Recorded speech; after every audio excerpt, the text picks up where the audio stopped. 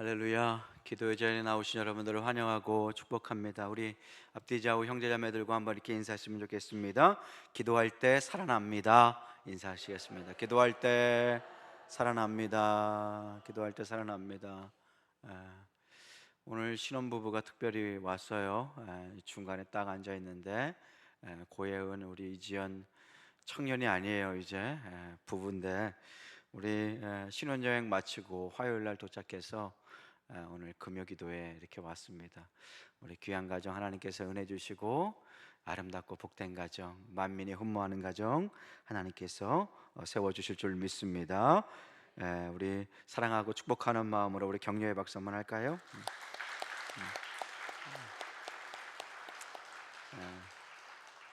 앉아서 받은 게 어디서 잠깐 일어서 보세요.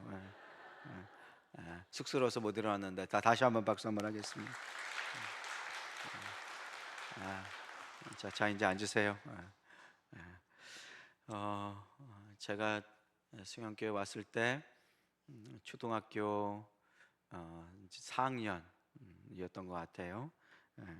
근데 벌써 저렇게 결혼해서 더군다나 이렇게 결혼할 때 제 막내딸이 축가를 하게 될 줄은 꿈에도 생각을 못했는데 태어날 줄도 몰랐고 그리고 한국 땅에 와서 이렇게 축가를 하게 될 줄도 몰랐는데 참 하나님께서 오묘하신 것 같아요. 생각하지도 못한 일들을 하나님께서 이루어 주시는 것 같습니다. 살다 보면 참 우리의 삶이 하나님이 지으시는 빚으시는 기적이 아닌가, 은혜가 아닌가 생각이 듭니다.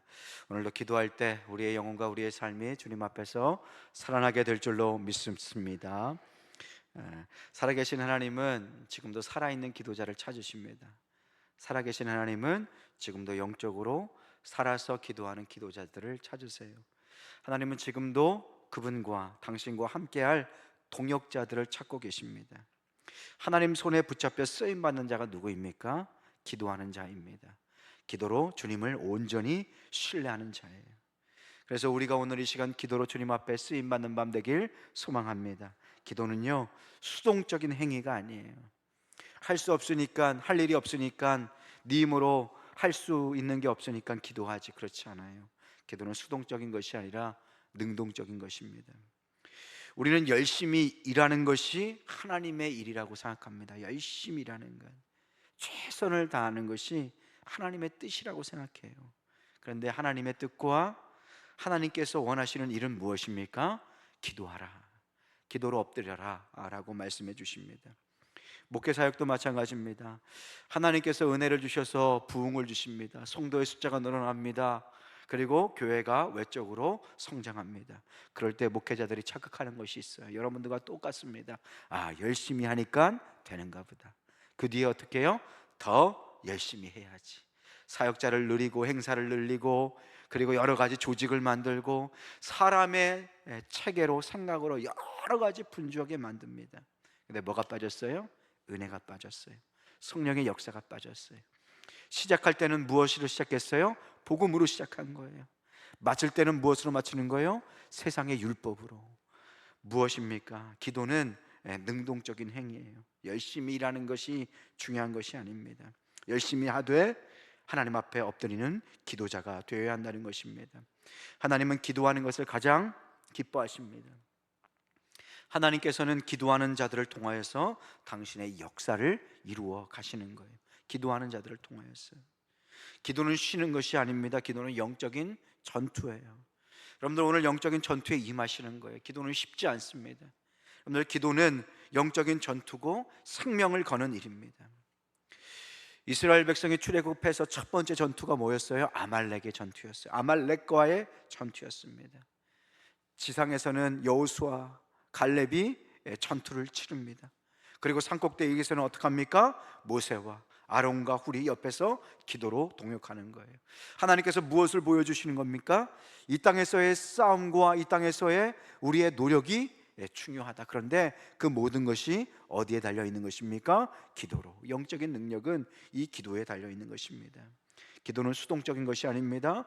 하나님의 능하신 손에 맡겨드리는 능동적인 행위가 바로 기도인 것입니다. 그래서 하나님은 지금도 기도하는 자를 찾고 계시는 것입니다. 요한복음 6장 28절 29절에 하나님의 일이 무엇입니까? 우리의 노력입니까? 그렇지 않아요. 28절 말씀입니다. 그들이 묻되 우리가 어떻게 하여야 하나님의 일을 하리이까? 무엇이 하나님의 일입니까? 우리가 어떻게 해야 하나님의 일을 할 수 있겠습니까? 제자들이 우리처럼 열심히 하면 될까? 밤잠 안 자고 노력하면 될까라고 묻는 거예요.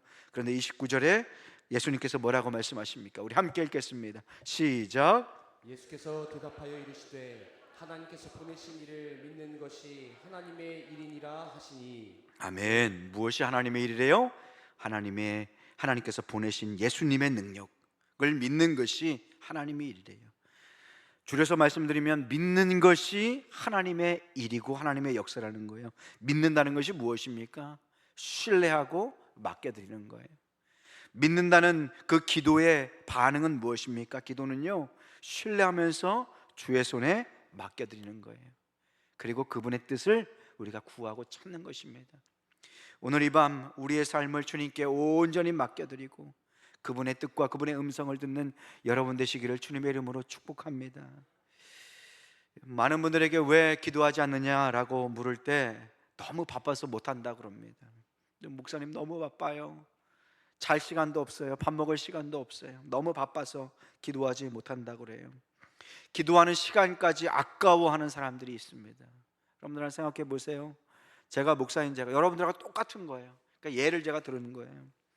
목사인 제가 한 영혼을 위해서 살리기 위해서 세우기 위해서 노력하는데 인간적으로 계속 찾아만 보고 사람적인 열심만 내고 기도를 안 한다면 그 영혼이 건강하게 제대로 성장할 수 있겠습니까? 못하죠.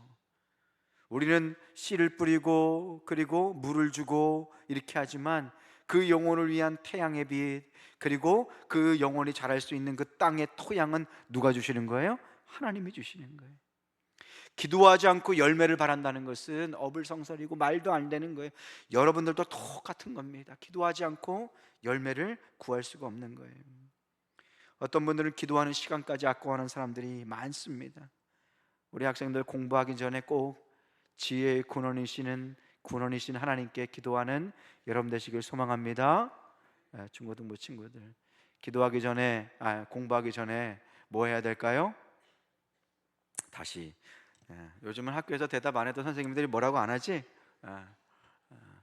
우리 교회에서는 특별히 옛날 방식으로 해초리를 좀 이렇게 갖다 놓고 우리 목사님 예전에 수련회 가면은 강사 목사님이 막 종아리도 때리고 그랬는데 요즘 그런 목사님은 안 계시죠? 우리 애들이 무슨 얘기하는 거야? 이렇게 쳐다봐. 자, 다시 한번 물어볼게요. 여러분들 공부하기 전에 꼭 기도할 수 있길 소망합니다. 왜 기도해야 돼요? 나의 인생이 주님의 손에 달려 있고 지혜의 근원은 누구세요? 여호와 하나님을 아는 것. 그래서 하나님께 지혜를 구하세요.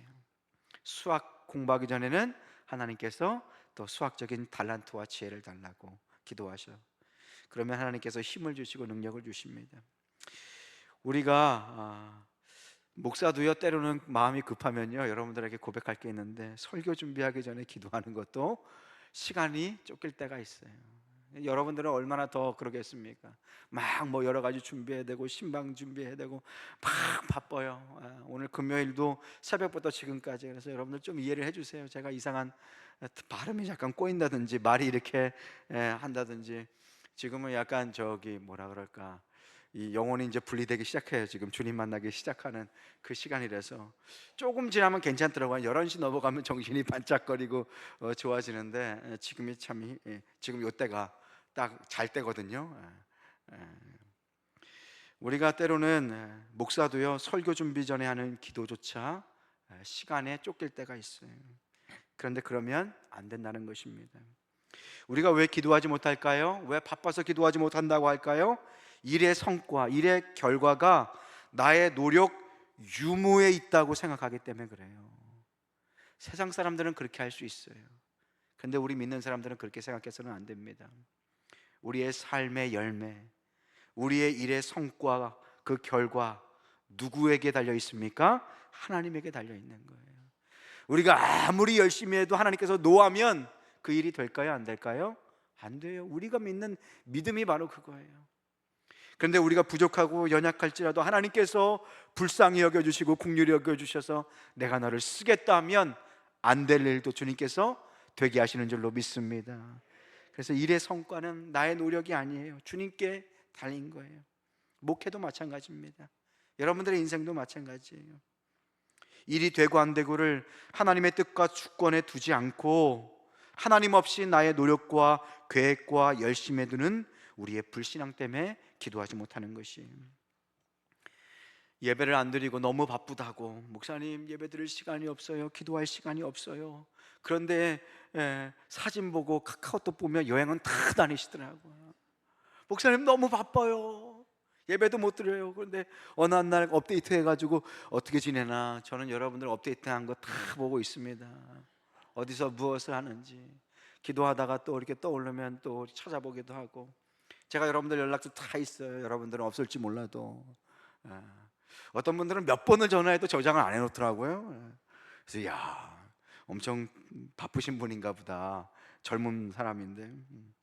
그래서 여러분들 어디 여행 갈 때 하여튼 그래도 또 안 올릴까 봐 또 걱정이 되긴 하는데, 바쁘다고 하는데 여행 갈 건 다 가더라고요. 쇼핑할 건 다 하고 밥은 다 먹고 다닙니다. 기도해야지요 라고 하면 목사님 밥 먹을 시간도 없어요, 너무 바빠요. 여러분들, 바쁘다는 말은 어떤 의미일까요? 바쁘다는 말은요, 다른 중요한 것들이 있는데 당신이 말한 그것은 나에게는 별로 중요하지 않다라는 거예요. 아무리 바빠도 여러분들 밥은 먹으시잖아요. 아무리 바빠도 여러분들 화장실은 가시잖아요. 아무리 바빠도 아침에 세수는 하시잖아요. 바쁘다는 말은 그 일에 그만한 가치를 두지 않는다는 거예요. 너무 바빠서 기도하지 못한다는 것은 기도의 가치를 나의 삶에 그렇게 중요하게 생각하지 않는다는 거예요. 하나님에 대해서 그렇게 중요하지 않게 생각한다는 거예요. 예배에 대해서 그만한 가치를 두지 않는다는 것이에요. 하나님께서는 뭐라고 말씀하십니까? 네가 나를 중요하게 생각하는 것만큼 내가 너도 중요하게 생각하겠다. 네가 나를 인정하는 것만큼 내가 너를 인정하겠다. 네가 나를 사랑하는 것만큼 네가 나의 사랑을 받게 될 것이다. 하나님의 약속인 줄로 믿습니다. 그 사람의 말을 통해서 그 사람이 무엇에 가치를 두고 있는 사람인지를 우리가 알 수 있어요. 그 영혼의 가치를 어디에 두고 있는 사람인지. 사단은요, 우리를 늘 바쁘게 살게 합니다. 바쁘게 살게 해요. 그러면서 바쁘면서 불안하게 합니다. 여러분들, 바쁘면서 불안하면 어떻게 할까요?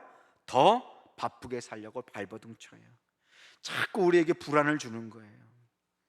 하지만 마음만 바쁘지 일이 잘 안 돼요. 왜냐하면 일의 본질, 하나님의 능력이 끊어졌기 때문입니다. 다른 사람들, 세상 사람들, 하나님과 관련 없는 사람들은 모르겠어요. 근데 여러분들, 하나님의 자녀들, 영적으로 다시 태어난 사람들은요, 하나님의 능력이 없으면 하나님께서 맡기신 사명을 감당할 수가 없어요. 하나님의 능력이 공급되지 않으면 여러분들의 삶이 제대로 균형 잡힌 삶이 될 수가 없다는 거예요. 하나님께서 우리를 그렇게 만들어 주셨습니다. 하나님 없이 열심히 살아보려고 발버둥 치니까 마음에 뭐가 들어와요? 불안이 들어와요. 불안이 들어오니까 마음만 바빠지고 계속 열심히 하면 할수록 어떡합니까? 영혼이 계속 파리해져 가는 것이에요. 사랑하는 성도 여러분, 너무 바쁠 때 먼저 기도할 수 있는 여러분 되시길 소망합니다. 무릎 꿇고 능력의 근원을 쉬고 지혜의 근원을 쉬는 그 주님 앞에 엎드릴 수 있는 여러분 되시길 소망합니다. 바쁘게 산다고 해서 바르게 사는 것이 아닙니다. 바르게 사는 인생은 주님 앞에 엎드리며 기도하는 인생인 줄로 믿습니다.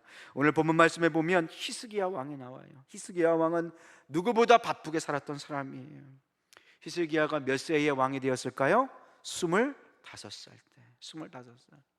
여러분들, 25살에 왕이 됐다고 생각해 보세요. 저도 40 중반이 되어서 한 교회 담임이 되었는데, 근데 왕이 되었다고 생각해 보세요. 25살에. 그리고 29년을 유다의 왕으로 유다 백성을 다스렸어요. 그런데 히스기야는 얼마나 하나님께 귀하게 쓰임을 받았냐 하면 유다의 모든 산당들과 우상들을 깨트렸어요. 종교 개혁을 했어요. 그리고 여러분들 모세가 놋뱀 만드는 거 기억나시나요? 기억 잘 안 나시죠? 항상 처음 들으니까 저도 설교를 다시 할 수 있어요. 이 놋뱀이 우상이 되어버린 거예요. 맨 처음에는 하나님의 은혜를 기억하기 위해서 그들의 죄악을 기억하라고 만들었는데 놋뱀이 우상이 되었어요. 그 놋뱀 앞에 절하는 거예요. 히스기야가 이것을 어떻게 했어요? 깨트렸어요. 그리고 그 이름을 놋조각이라고 이름을 붙였어요. 이건 아무것도 아니다, 놋조각일 뿐이다 라는 거예요. 그런데 그에게 큰 위기가 있었어요. 아수르, 큰 대제국 산헤립이 침략한 거예요. 그러니까 오늘 본문 열왕기하 18장에서 20장, 그리고 이사야서 38장에 보면 이러한 내용들이 쭉 나옵니다. 그런데 1차 침입이 다 정리된 뒤에 히스기야가 하나님께 어떤 말, 어떤 결과를 듣게 되냐면 히스기야가 병들어 죽게 되었음을 우리는 보게 됩니다. 열왕기하 20장 1절 말씀입니다. 그때 히스기야가 병들어 죽게 되며 아모스의 아들 선지자 이사야가 그에게 나와요 그에게 이르되 여호와의 말씀이 뭐라고 그래요? 너는 집을 정리해라, 네의 인생을 정리해라, 네가 가지고 있던 그 왕권을 정리해라. 뭐라고 말씀하세요? 내가 죽고 살지 못하리라. 이 말씀을 보면 쭉 읽어보면 이 히스기야의 죽음이 되게 느닷없어요. 생뚱맞아요. 지금 이 순간에 이렇게 죽는다고? 그런데 잘 보면 우리의 인생이 이와 똑같은 걸 보게 돼요. 정말 예상치 못한 순간에 예상치 못한 환난과 어려움을 당하게 되는 것이 우리의 인생입니다. 예상치 못한 상황에서 예상치 못한 죽음을 경험하는 거예요.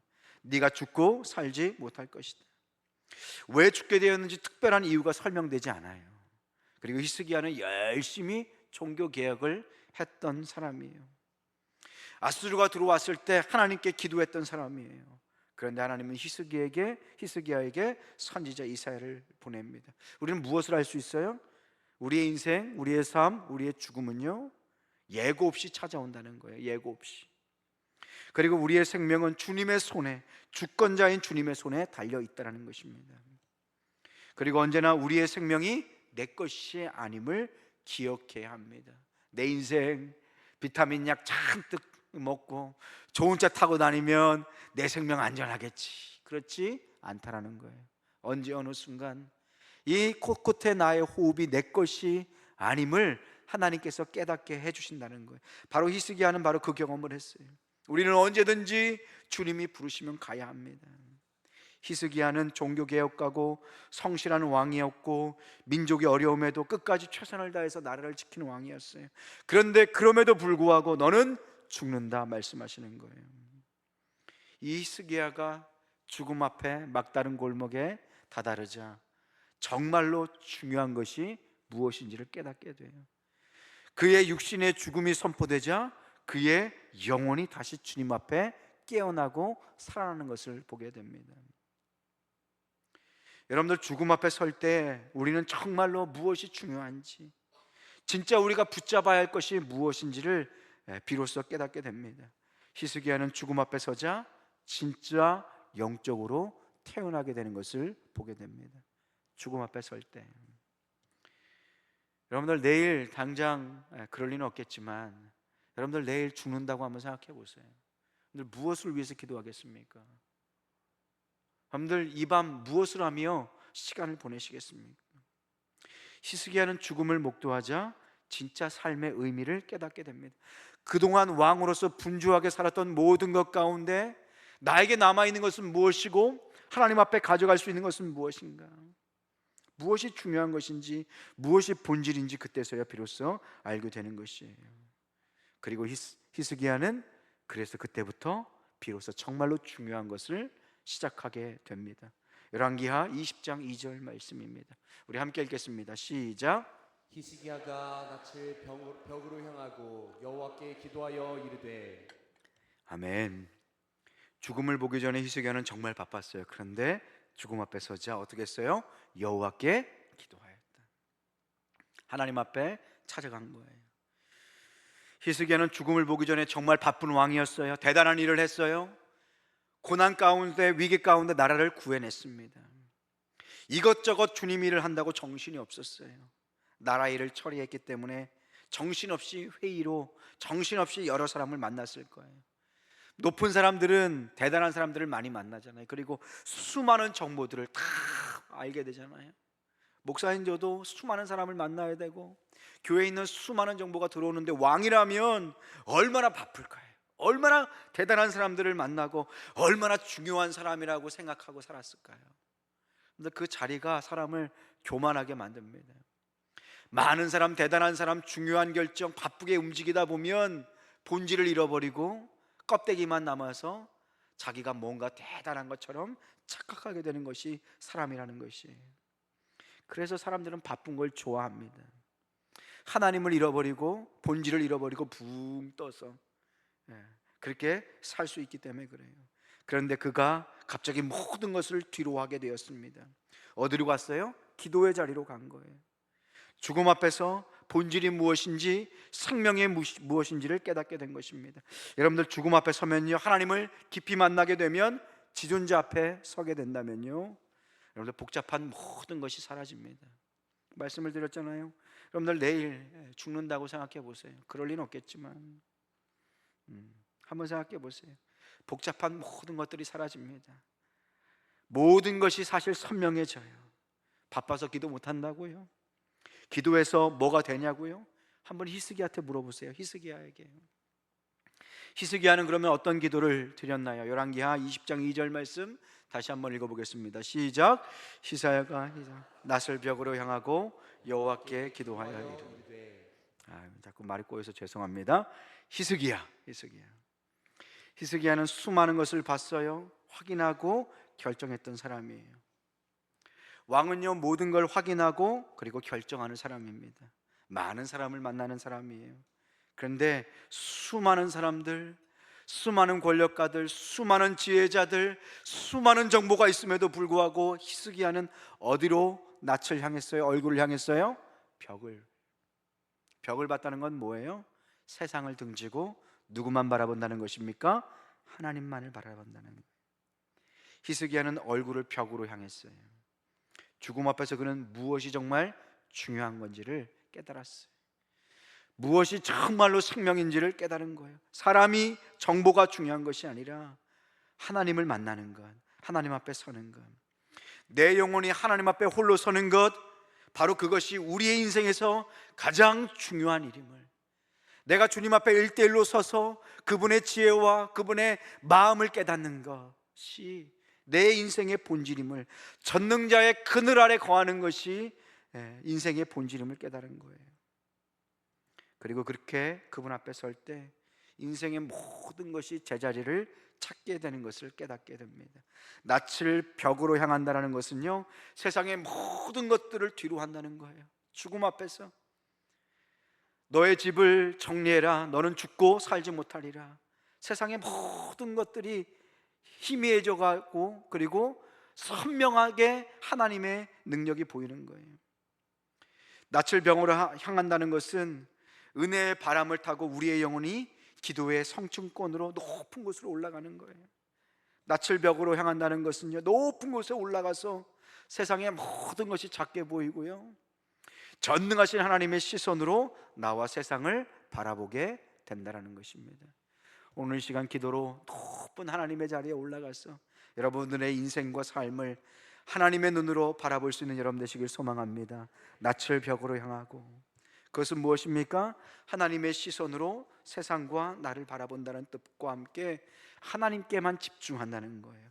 낯을 벽으로 향한다, 낯을, 얼굴을 벽으로 향한다는 것은요, 오직 하나님께만 집중한다는 뜻이에요. 오늘 이 밤 여러분들 다른 것이 아니라 오직 하나님만 바라보는 영혼의 초집중을 하는 기도자가 되셔야 합니다. 오직 하나님만을 의식하는 영혼의 깊은 기도의 자리로 나아가십시오. 주변 사람들이 뭐라고 하든 누구이든 상관없이 하나님만 집중해서 바라보는 것입니다. 하나님께 집중해서 낯을 벽으로 향하고 기도하는 것입니다. 주님만 바라보는 거예요. 다윗도 이러한 찬양의 고백을 드리지 않았습니까?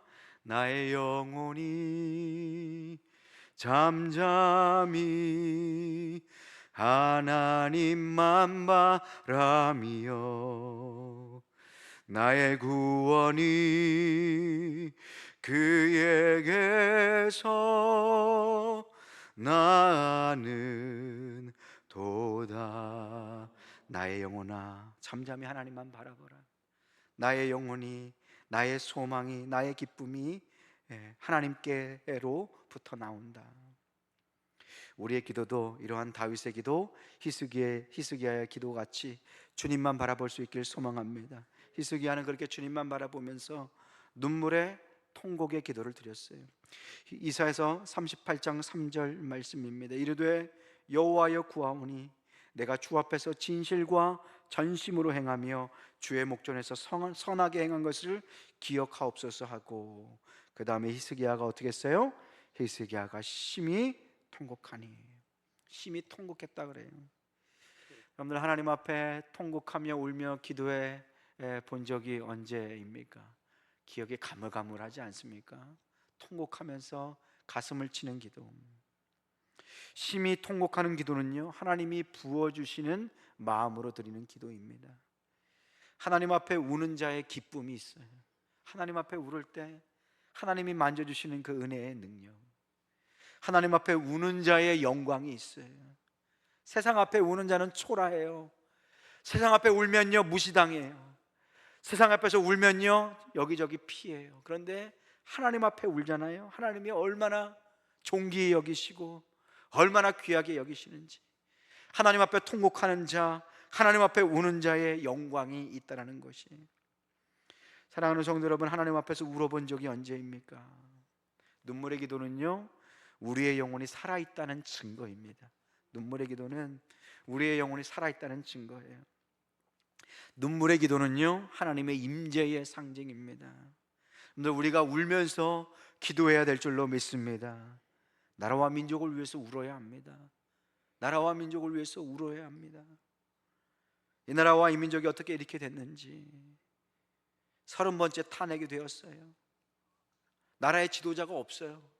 지금은 배가 운전하고 있는데 선장이 없는 것과 똑같아요. 유력한 야권의 대선 주자는 지금 대법원에서 유죄 취지의 파기 환송을 당했어요. 유죄라는 거예요. 그러면 주님 앞에 울어야 합니다. 나라가 정말 위기예요. 우리 이 친구들이, 이 아이들이 살아야 할 나라, 우리 부모 세대가 정말로 부끄럽고 회개해야 합니다. 저 아이들이 커서 잘 살아야 되는데 이 모양의 나라를 물려주게 됐어요. 부끄러운 현실이죠. 우리 그리스도인만은 정말로 깨어서 기도해야 될 줄로 믿습니다. 내가 생각하고 내가 태어난 곳에 그리고 내가 자란 곳, 나의 정치색 이념 그거 다 버리고 하나님의 말씀으로 민족의 지도자를 세울 수 있는 여러분 되셨으면 좋겠어요. 정말로.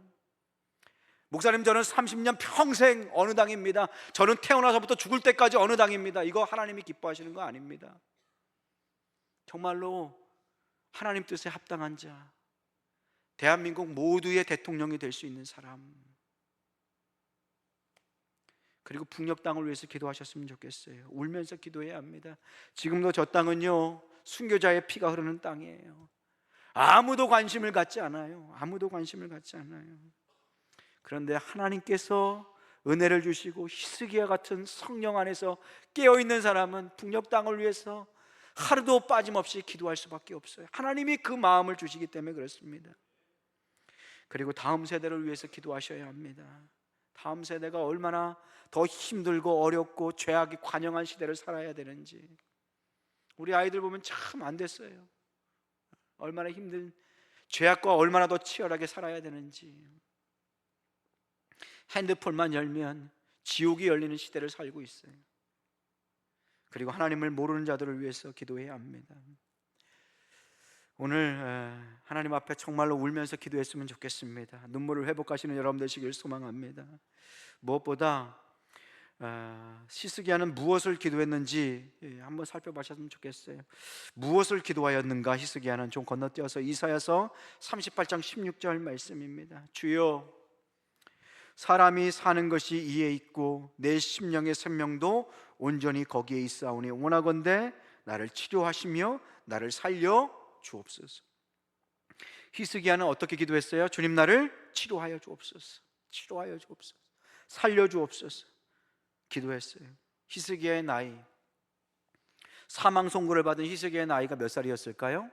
39살이었어요. 39살. 이 39살의 청년이 자신의 생명을 놓고 기도하였어요. 히스기야는 사실 죽음이 무서워서, 죽기가 억울해서 살려달라고 한 것이 아니에요.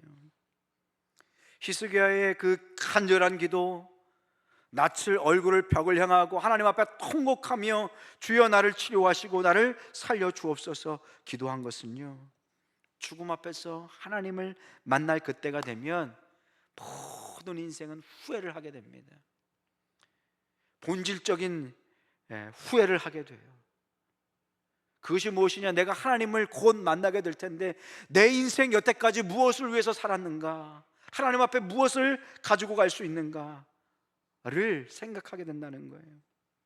죽음 앞에서 하나님을 만나게 되면요, 그동안 방황했던 삶이 너무 아깝고 억울해서 하나님 앞에 부끄럽고 죄송해서 하나님을 위해서 정말 제대로 한번 살아보고 싶다는 간절한 소망이 생겨나는 거예요. 내일 당장 죽기에는 하나님 너무 아깝습니다. 한 달이라도, 아니 1년이라도 하나님을 위해서 한번 제대로 살아보게 하여 주옵소서. 내 인생 완전히 좀 바쳐서 이 땅에서 하나님 살아계신 것과 하나님께서 나를 통하여 역사하심을 한번 누리면서 살게 하여 주옵소서. 그것이 히스기야의 기도였어요. 하나님을 위해서 정말 한 번뿐이 없는 인생 제대로 살게 하여 주옵소서. 간절한 소망이 생겨난 것입니다. 후회하지 않도록 하나님 앞에 정말로 멋지게 살고 싶다. 마지막 때 하나님께서 정말 수고했다 칭찬하시고 안아줄 수 있는 삶을 살아보고 싶은 마음이 생겨난 것이에요. 그래서 히스기야는 하나님 기회를 한번 주세요. 제가 정말 이번에는 제대로 살아보겠습니다 라고 기도했던 것입니다. 그래서 이 기도에 하나님께서는 어떻게 응답하세요? 생명을 주시는 거예요. 하나님께서는 히스기야를 더 크게 사용하시기 위해서 그에게 시련과 연단을 주십니다. 사랑하는 성도 여러분, 오늘 이 시간 죽음 앞에 놓인 것 같은 시련과 연단과 어려움 가운데 계신 분들이 계실 거예요. 히스기야처럼 마치 사망이 선고된 것처럼 고난의 길을 걸어야 가시는 분들도 계실 것입니다.